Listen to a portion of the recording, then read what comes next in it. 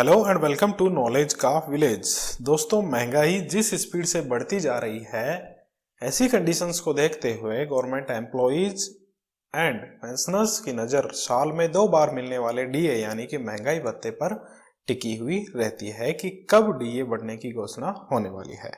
तो आज के इस वीडियो में हम कैलकुलेट करने वाले हैं 1 जनवरी 2023 से मिलने वाले डीए यानी कि महंगाई भत्ते के रेट को। सारी कैलकुलेशन होने वाली है ऑथेंटिक डेटा यानी कि कंज्यूमर प्राइस इंडेक्स के आधार पर। तो चलिए फिर स्टार्ट करते हैं।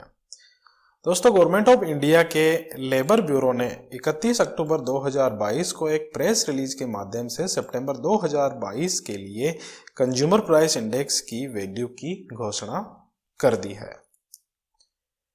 इस प्रेस रिलीज में बताया गया है कि all India consumer price index की वैल्यू सितंबर 2022 में अगस्त 2022 की तुलना में 1.1 पॉइंट बढ़कर 130.2 की जगह 131.3 पर आ गई है।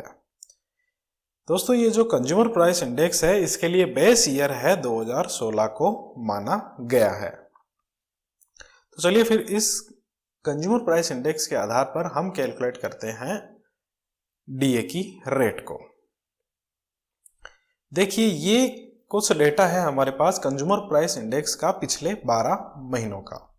ये देखिए, सितंबर 2022 के लिए जो कंज्यूमर प्राइस इंडेक्स की घोषणा की गई है 131.3 पॉइंट, इसके आधार पर अगर डीए की हम कैलकुलेशन करते हैं तो डीए की रेट हमारे पास निकल कर आती है 40%। यानी कि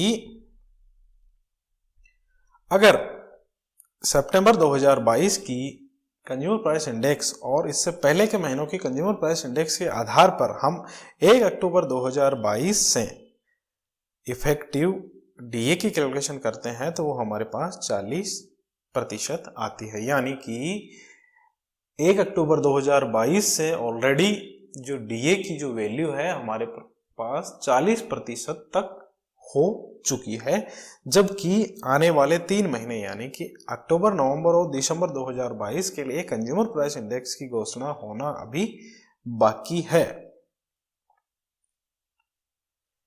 अब देखिए, ये हमने कुछ डेटा लिया है पिछले साल के 6 महीनों का, 7 महीनों का। तो अगर 2021 के जुलाई, अगस्त और सितंबर की कंज्यूमर प्राइस इंडेक्स की वैल्यू देखी जाए तो इन तीनों महीनों में जो टोटल इंक्रीज हुआ है वो 1.6 का कंज्यूमर पॉइंट का हुआ है, कंज्यूमर प्राइस इंडेक्स का।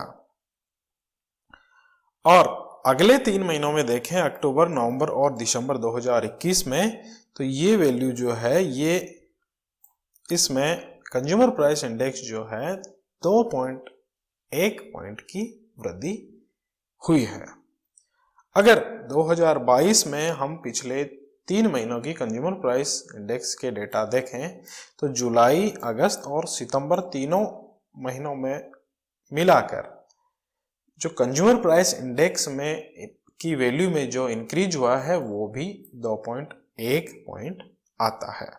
तो इस इंक्रीज के आधार पर हम ये अनुमान लगा सकते हैं कि इस वर्ष भी अक्टूबर, नवंबर और दिसंबर में कंज्यूमर प्राइस इंडेक्स की वैल्यू लगभग 2% या 2 पॉइंट बढ़ने की संभावना है।